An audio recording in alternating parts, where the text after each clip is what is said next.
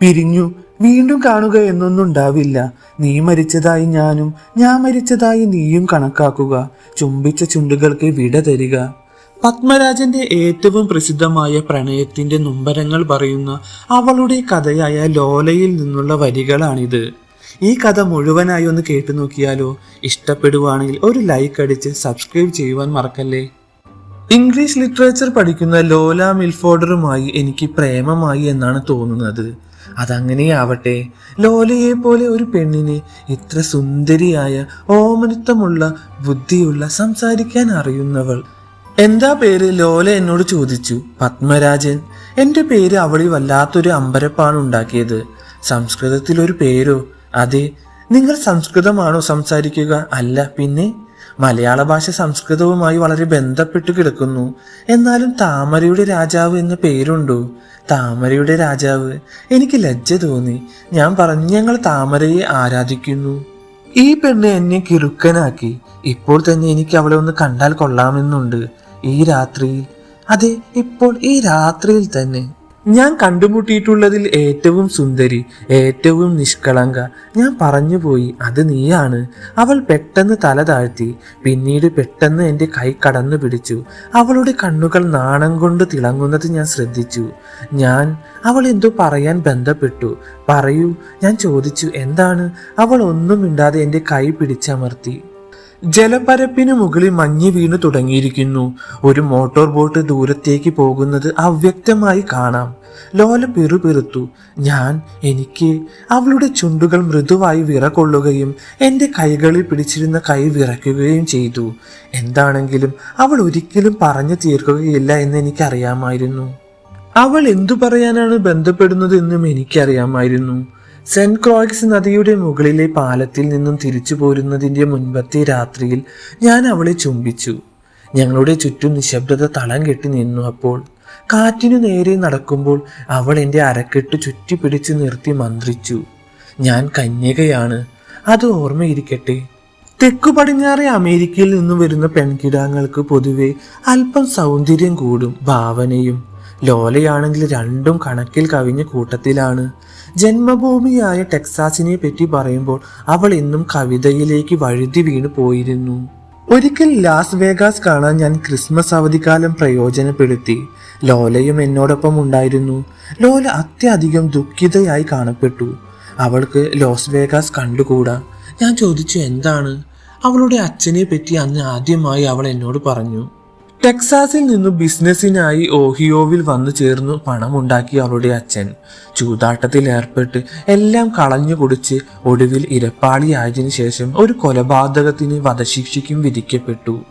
കുഞ്ഞിലെ അമ്മ നഷ്ടപ്പെട്ട ലോലയെ ജോൺ മിൽഫോർഡ് ആയിരുന്നു പിന്നീട് വളർത്തിയത്.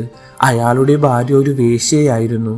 ഇടയ്ക്കിടെ സ്ക്രീനിലും ടെലിവിഷനിലും പ്രത്യക്ഷപ്പെടുന്ന ഒരു വില കുറഞ്ഞ വേശ്യ.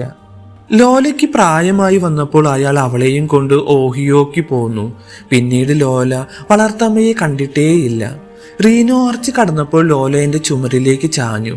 എൻ്റെ അച്ഛൻ നശിച്ചത് ഇവിടെയാണ്. അവൾ തേങ്ങി. അന്ന് ലോല കണക്കറ്റു മദ്യപിച്ചു.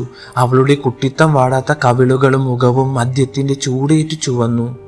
ഇന്ത്യയിൽ ഇങ്ങനെയൊരു നഗരമുണ്ടോ? ഇല്ല, ഞാൻ അഭിമാനത്തോടു കൂടി പറഞ്ഞു. എങ്കിൽ എനിക്ക് കൂടി ഇന്ത്യയിൽ വരണം. അന്ന് വൈകിട്ട് മദ്യത്തിന്റെ ലഹരിയിൽ നിന്നും അവൾ പൂർണ്ണമായും വിമുക്തയായപ്പോൾ വെയിൽ വീഴ്ത്തിയ തണലുകളിലൂടെ വാടകയ്ക്കെടുത്ത 2 പെൺകുതിരകളുടെ പുറത്തിരുന്ന് സഞ്ചരിക്കുമ്പോൾ അവൾ വീണ്ടും ചോദിച്ചു, എനിക്കും ഇന്ത്യയിൽ വന്നുകൂടെ? ഞാൻ ഒന്നും പറഞ്ഞില്ല. നമുക്ക് വിവാഹം ചെയ്താലോ? ഞാൻ പറഞ്ഞു, ഞാൻ ഹിന്ദുവാണ്. ഒരു ക്രിസ്ത്യാനിയെ വിവാഹം ചെയ്യാൻ ഒരു ഹിന്ദുവിന് സ്വാതന്ത്ര്യമുണ്ടോ എന്ന് എനിക്കറിയില്ല. ഞാൻ അവളോട് പറഞ്ഞു. എങ്കിൽ ഞങ്ങളുടെ മതത്തിലേക്ക് കൺവെർട്ട് ചെയ്തുകൂടെ? ഞാൻ ചെറുതായി ഒന്ന് ചിരിച്ചു.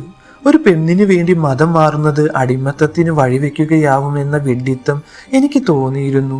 തടാകത്തിന്റെ കരയിലെത്തിയപ്പോൾ ഞങ്ങൾ നിന്നു. പെട്ടെന്ന് അവൾ എന്നോട് പറഞ്ഞു, അല്ലെങ്കിൽ ഇവിടെ തന്നെ നമുക്ക് താമസിക്കാം. ഞാൻ വല്ലാതെയായി. അത് കണ്ട് അവൾ ചോദിച്ചു, ഇവിടെ സ്ഥിരമായി താമസിക്കണമെങ്കിൽ അമേരിക്കൻ പൗരത്വം സ്വീകരിക്കണോ? എനിക്കറിയില്ല. എനിക്ക് ഇന്ത്യയിൽ വന്ന് താമസിക്കുന്നതിനും ഇന്ത്യൻ പൗരത്വം വേണ്ടി വരുമോ? അതും എനിക്കറിയില്ല. എൻ്റെ അലസത അവളെ ദേഷ്യം പിടിപ്പിച്ചു. അവൾ 2 രാജ്യത്തെയും ചീത്ത പറഞ്ഞു. അവൾ ഒരു ഭ്രാന്തിയെ പോലെയായി കുറേ നേരത്തേക്ക്. അന്ന് രാത്രി ഹോട്ടൽ മുറിയിൽ ഇരിക്കുമ്പോഴാണ് ഞാൻ അവളോട് എൻ്റെ ചുറ്റുപാടുകൾ വിവരിച്ചത്. എനിക്ക് ലോലയെ ഒരിക്കലും വിവാഹം ചെയ്യാൻ പറ്റിയെന്ന് വരില്ല. നീ അതിൽ നിരാശപ്പെടരുത്. ഇല്ല, എനിക്ക് നിരാശയില്ല, അവൾ പറഞ്ഞു. അവളുടെ ശബ്ദം പതറിപ്പോകുന്നത് ഞാൻ ശ്രദ്ധിച്ചു. ഞാൻ എൻ്റെ ചുറ്റുപാടുകൾ കൂടുതൽ വ്യക്തമാക്കി. എന്നെ ആശ്രയിച്ച് കഴിയുന്ന കുടുംബം, എൻ്റെ നാടിൻ്റെ ദാരിദ്ര്യം, എൻ്റെ വീടിൻ്റെ ദാരിദ്ര്യം. ഈ സ്കോളർഷിപ്പ് ഇല്ലായിരുന്നുവെങ്കിൽ എനിക്ക് ഇവിടെയൊന്നും വരാൻ കൂടി പറ്റില്ലായിരുന്നു. പിന്നെ അമേരിക്കയിൽ ജനിച്ചു വളർന്ന നിനക്ക് ഒരിക്കലും അവിടെ സുഖമായിരിക്കുവാൻ പറ്റുകയില്ല. ഇവിടത്തെ പോലെയുള്ള വലിയ ബീച്ചുകളില്ല, ഹോട്ടലുകളില്ല. ദാരിദ്ര്യമാണുള്ളത്, ദാരിദ്ര്യം മാത്രം. അവൾക്കിതൊന്നും മനസ്സിലാകുന്നില്ല എന്ന് എനിക്ക് തോന്നി. മറ്റൊരു ദിവസം കോളേജിലെ താരമായ മാർലിൻ മരിച്ച ദിവസം അവൾ എൻ്റെ മുറിയിൽ വന്നു. ഒരു വിഡ്ഢിയായിരുന്നു ഞങ്ങളുടെ ഏറ്റവും വലിയ താരം. അവൾ വിഷാദിച്ചു. ഏതായാലും ഇമ്മാതിരി കഴുതകൾ മരിക്കുന്നതാണ് നല്ലത്. അന്ന് ആത്മഹത്യയെക്കുറിച്ചും അവയുടെ കാരണങ്ങളെക്കുറിച്ചും ഞങ്ങൾ ഒരുപാട് നേരം സംസാരിച്ചു. ആത്മഹത്യ ചെയ്യുന്നത് മുഴുവൻ വിഡ്ഢികളാണെന്ന് അവൾ വിശ്വസിച്ചു. അവൾ ആരുമായിക്കൊള്ളട്ടെ, കാരണം എന്തുമായിക്കൊള്ളട്ടെ. ഇടയ്ക്ക് ഞാൻ പറഞ്ഞു, കണക്കറ്റ് ദുഃഖിക്കുമ്പോൾ നാം എല്ലാവരും ഒരു വേള. അവർ പെട്ടെന്ന് നിശബ്ദയായി. 1 മിനിറ്റ് കഴിഞ്ഞ് പെട്ടെന്ന് ചോദിച്ചു, ഇനി എത്ര ദിവസം കൊണ്ട് ഇന്ത്യയിലേക്ക് മടങ്ങിപ്പോവാൻ? 3 മാസം, ഞാൻ പറഞ്ഞു. പിന്നീട് പലപ്പോഴും അവൾ ആ അവസരത്തിൽ അങ്ങനെ ചോദിക്കാൻ കാരണം എന്തായിരുന്നു എന്ന് ഞാൻ ചിന്തിച്ചിട്ടുണ്ട്. ഒരുപക്ഷെ അവൾക്ക് എന്നെ അത്രത്തോളം ഇഷ്ടമായിരിക്കാം. പോരുന്നതിന് ഒരാഴ്ച മുമ്പ് ലോല പറയുകയുണ്ടായി, ഈ ഒരാഴ്ച എൻ്റേതാണ്. എനിക്കിഷ്ടമുള്ളതുപോലെ ഞാനത് ചെലവഴിക്കും. ഞാൻ പറയുന്നത് പോലെ കേട്ടുകൊള്ളണം. ഞാൻ സമ്മതിച്ചു. എങ്ങനെയാണ് ഈ ആഴ്ച കഴിയുക? ഞാൻ ചോദിച്ചപ്പോൾ അവൾ പറഞ്ഞു, ഈ ഒരാഴ്ചയാണ് നമ്മുടെ മധുവിധു, സദേൺ കാലിഫോർണിയയിൽ വെച്ച്. അവൾ അത് നിസ്സാരമായി പറഞ്ഞു, കാരണം അവൾക്ക് കണക്കമറ്റ പണമുണ്ടായിരുന്നു. അവളുടെ മരിച്ചുപോയ ഒരു അമ്മായി അവൾക്കായി ഒരു നല്ല സംഖ്യ നീക്കി വെച്ചിരുന്നു. സദേൺ കാലിഫോർണിയ, പ്രശസ്തമായ ഹോളിവുഡ്, ഓറഞ്ച് വൃക്ഷങ്ങൾ നിരന്നു നിന്നിരുന്ന വിശാല വീഥികൾ, സുപ്രസിദ്ധമായ റോസ് ബൗൾ സ്റ്റേഡിയം, കൊടുമുടികളിൽ കടലിനു മുകളിലേക്ക് തള്ളി നിൽക്കുന്ന വീടുകളിൽ ഒന്ന് വെച്ച്. അവൾ പറഞ്ഞത് സത്യമായിരുന്നു. ലോല മിൽഫോർഡ് അന്ന് വരെ ഒരു കന്യകയായിരുന്നു. എൻ്റെ അമ്മ നേരത്തെ എഴുതിയിരുന്നു, നീ വന്നാലുടൻ വിവാഹം വേണമെന്നാണ് അവർക്കൊക്കെ. എന്നോടൊപ്പം കളിച്ചു വളർന്ന എൻ്റെ ഭാവി വധു എഴുതിയ കത്തിൽ. ഒന്ന് കാണാൻ കൊതി. ആ വെളുത്ത രാത്രിയിൽ നിന്റെ ജാലകപ്പടിയിൽ. ഒരു നേരത്തേക്ക് എൻ്റെ ഉള്ളിൽ ആ വരികളെല്ലാം വന്നുപോയി. പെട്ടെന്ന് ലോല എന്നോട് ചോദിച്ചു, നിങ്ങളുടെ കുട്ടി എൻ്റെ വയറ്റിലുണ്ടെന്ന് കരുതിക്കോളൂ. എങ്കിൽ ഞാൻ അവനെ പ്രസവിക്കും അല്ലേ? ഉവ്വ്. എന്നിട്ട് ഞാൻ അവനെ വളർത്തും. നിങ്ങളെ പോലെ അവൻ വളർന്നു വരും. നിങ്ങൾ ഇപ്പോഴുള്ളതുപോലെ ആകുമ്പോൾ അപ്പോഴേക്കും എനിക്ക് വളരെ പ്രായമായേക്കും. അന്ന് ഞാൻ അവനെ കൊല്ലും. എനിക്ക് ലേശം വിഷാദം തോന്നി. എങ്കിലും ഞാൻ ചിരിച്ചുകൊണ്ട് ചോദിച്ചു, എങ്കിൽ പിന്നെ ഇപ്പോൾ തന്നെ അങ്ങ് കൊല്ലായിരുന്നോ? എനിക്കതിന് കഴിയില്ലെന്നാണ് തോന്നുന്നത്, അവൾ പറഞ്ഞു. പിന്നീട് മണ്ണിൽ മുഖം ചേർത്ത് തേങ്ങി. ഒറ്റപ്പെടലിന്റെ ആ തേങ്ങൽ. ഒന്നും വേണ്ടായിരുന്നു, ഇതൊന്നും വേണ്ടായിരുന്നു. കോടിക്കണക്കിന് പുഷ്പങ്ങൾ വിരിഞ്ഞു നിൽക്കുന്ന താഴ്വരയിൽ നിന്ന് ഒരു കാറ്റ് അടിച്ചുയർന്നു. അതിൽപ്പെട്ട് അവളുടെ തലമുടി അലസമായി പറന്നുകൊണ്ടിരുന്നു. ഞാൻ മെല്ലെ അവളുടെ ചുമരിൽ കൈവച്ചു. അവൾ പിടഞ്ഞെണീറ്റ് കണ്ണു തിരുമ്പി. ഒരു നിമിഷം എന്നെ തന്നെ സൂക്ഷിച്ചു നോക്കിയിട്ട് ഒരു പുതു ആവേശത്തോടെ എൻ്റെ വിരലുകളിൽ ചുംബിച്ചുകൊണ്ട് അവൾ പറഞ്ഞു, ക്ഷമിക്കൂ, എന്നോട് ക്ഷമിക്കൂ. കുറെ നേരം കഴിഞ്ഞപ്പോൾ ഞങ്ങൾ നടക്കാനിറങ്ങി. ലോലയെ ഒരു കുല പൂവിന്റെ പശ്ചാത്തലത്തിൽ ഞാൻ ക്യാമറയിൽ പകർത്തി. അവൾ മനോഹരമായി ചിരിച്ചു നിന്നു. ഫോട്ടോ എടുത്തു കഴിഞ്ഞപ്പോൾ ആരോടെന്നില്ലാതെ അവൾ പെറുപെറുത്തു. ഞാനും ആ വിഡിത്തം കാട്ടുമെന്നാണ് എനിക്ക് തോന്നുന്നത്. എന്താണ്? ഞാൻ ചോദിച്ചു അവളോട്. കോളേജിലെ മാർലിൻ കാട്ടിയ ആ വിഡിത്തം. അകലെ എവിടെയോ നിന്ന് പള്ളിയിൽ മണിയടിക്കുന്ന ശബ്ദം മഞ്ഞിലൂടെ അരിച്ചെത്തി. ഇരുട്ടിൽ എൻ്റെ മടിയിൽ തല ചായ്ച്ച് കിടന്നുകൊണ്ട് ലോല ചോദിച്ചു, എൻ്റെ വഴി ഇതല്ലേ? ഞാൻ പറഞ്ഞു, മണ്ടത്തരം പറയാതിരിക്കൂ, എന്നെ സന്തോഷമായി യാത്ര അയക്കണം. അവൾ ഒന്നും പറഞ്ഞില്ല. എനിക്ക് ദുഃഖം തോന്നി. നീ ഒരിക്കലും അത് ചെയ്യരുത്, ഞാൻ പറഞ്ഞു. അതൊരു തരം ക്രൂരതയാണ്. ഞാൻ അവളുടെ കവിളിലെ നനവ് തുടച്ചു കളഞ്ഞു. അവസാന ദിവസം ലോല അത്യധികം ഉന്മേഷവതിയായി നടിച്ചു. പക്ഷേ അതൊരു തരം മുഖാവരണം മാത്രമാണെന്ന് എനിക്കറിയാമായിരുന്നു. രാത്രി വളരെ ഇരുട്ടുന്നത് വരെ ഞങ്ങൾ തെരുവ് വീഥികളിൽ അലഞ്ഞു നടന്നു.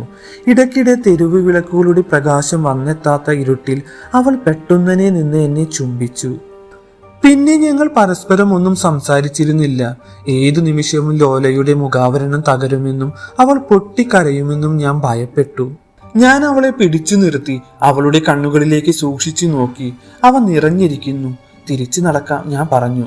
ഞങ്ങൾ ഹോട്ടലിന് നേരെ നടന്നു. കതകടച്ചു.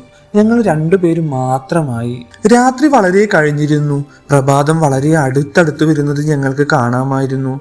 ഞാൻ കട്ടിലിൽ ഇരുന്നു. എൻ്റെ കാൽക്കൽ വെറും നിലത്തായി ലോലയും. ഇടയ്ക്കിടെ എൻ്റെ കൈകളിൽ അവൾ മൃദുലമായി ചുംബിച്ചു. മറ്റു ചിലപ്പോൾ നിശബ്ദമായി അവൾ എൻ്റെ മുഖത്തേക്ക് നോക്കിയിരുന്നു. അവൾ ഒരു അമേരിക്കക്കാരിയാണെന്ന് വിശ്വസിക്കാൻ ആ നിമിഷത്തിൽ എനിക്ക് പ്രയാസം തോന്നി. രാവിലെ തമ്മിൽ പിരിഞ്ഞു. വീണ്ടും കാണുക എന്നൊന്നും ഉണ്ടാവില്ല. നീ മരിച്ചതായി ഞാനും ഞാൻ മരിച്ചതായി നീയും കണക്കാക്കുക. ചുംബിച്ച ചുണ്ടുകൾക്ക് വിട തരിക.